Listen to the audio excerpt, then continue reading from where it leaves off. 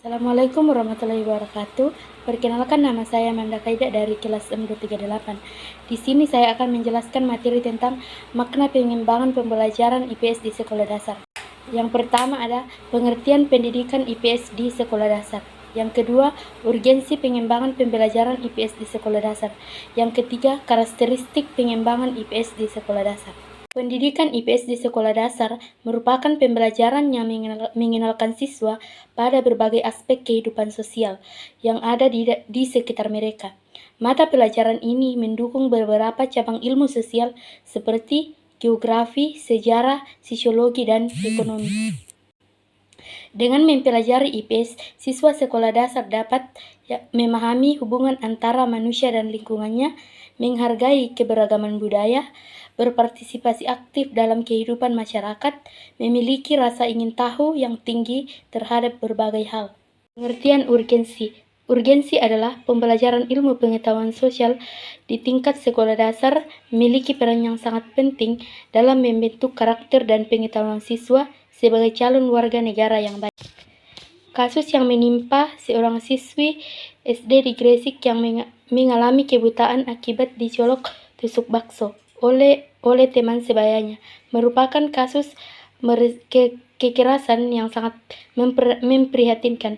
Peristiwa ini menyoroti beberapa masalah serius yang perlu diperhatikan, mulai dari masalah bullying hingga kegagalan sistem perlindungan anak.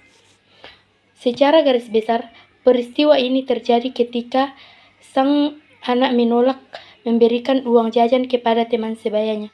Sebagai bentuk balas dendam, pelaku kemudian mencolok mata dengan tusuk bakso hingga menyebabkan kerusakan permanen pada mata. Kasus ini jelas merupakan bentuk bullying fisik yang ekstrim. Pelaku menggunakan kekerasan untuk mendapat apa yang dia inginkan, dan korban menjadi sasaran karena dianggap lemah. Peristiwa ini menunjukkan bahwa kekerasan terhadap anak dapat terjadi di mana saja, termasuk di lingkungan sekolah yang seharusnya menjadi tempat keamanan. Kejadian ini juga diungkapkan adanya kegagalan dalam sistem perlindungan anak. Sekolah seharusnya menjadi tempat yang aman bagi anak-anak, namun dalam kasus ini justru terjadi tindakan kekerasan yang sangat serius. Selain kehilangan penglihatan, korban juga akan mengalami trauma psikologis yang mendalam. Kepercayaan diri korban akan terguncang dan ia mungkin akan mengalami kesulitan dalam bereaksi dengan orang lain. Kasus ini menjadi tanggung jawab bersama bagi semua pihak, termasuk sekolah, orang tua, dan masyarakat. Sekolah harus meningkatkan pengawasan dan memberikan edukasi tentang bullying. Orang tua harus lebih memperhatikan kondisi anak-anak mereka dan masyarakat. Perciptaan lingkungan yang aman bagi anak-anak. Dampak lebih luas kasus ini bukan hanya masalah individu, tetapi juga masalah sosial yang lebih luas. Urgensi pengembangan pembelajaran IPS di sekolah dasar. Yang pertama, membentuk warga negara yang bertanggung jawab. Memahami lingkungan sekitar. IPS membantu siswa memahami lingkungan sosial, budaya, dan alam sekitar mereka. Dengan pemahaman ini, siswa dapat lebih menghargai lingkungan dan berperan aktif dalam memeliharanya.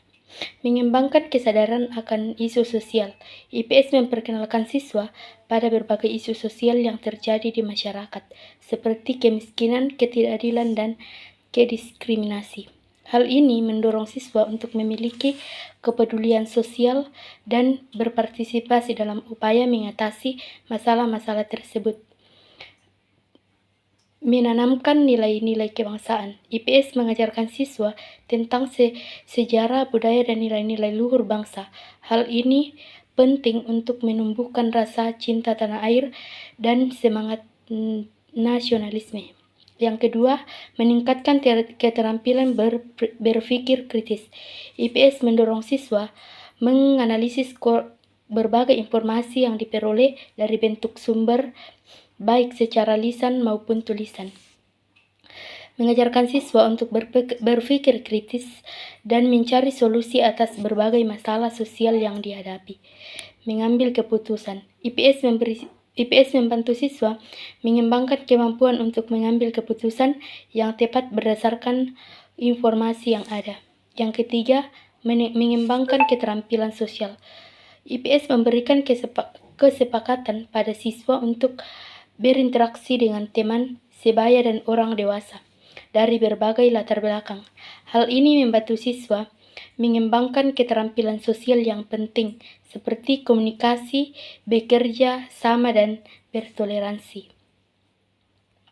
Karakteristik pembelajaran IPS di sekolah dasar. Yang pertama, konkret dan bermakna. Keterkaitan dengan kehidupan sehari-hari, materi IPS di SD selalu dikaitkan dengan pengalaman siswa sehari-hari seperti lingkungan sekitar, keluarga, dan masyarakat.